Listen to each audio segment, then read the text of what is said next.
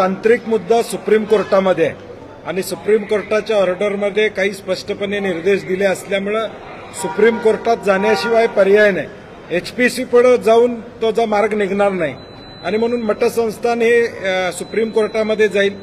सरकार सकारात्मक बाजू तिथं मांडेल असं आम्ही सरकारला विनंती केलेलं आहे. आम्हाला तीच अपेक्षा सरकारकडून आहे, कारण की सरकारच्या वन खात्याचे रिपोर्ट जे आहेत त्या रिपोर्टवरच HPCनं निर्णय घेतला, सुप्रीम कोर्टानं त्याच्यावर शिक्कामोर्तब केला.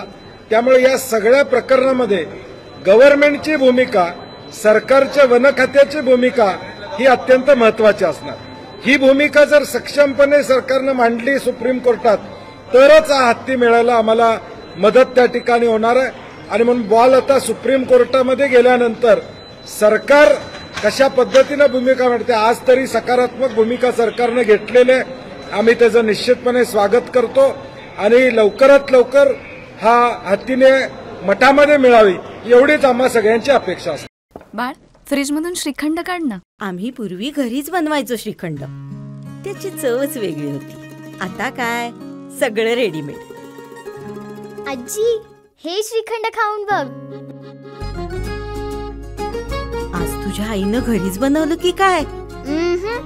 हे आहे गोकुळचं श्रीखंड. अगदी जिभेवर रेंगाळणार. जिभेवरच नाही तर मनावरही रेंगाळणार. गोकुळ श्रीखंड, मनावर रेंगाळणार.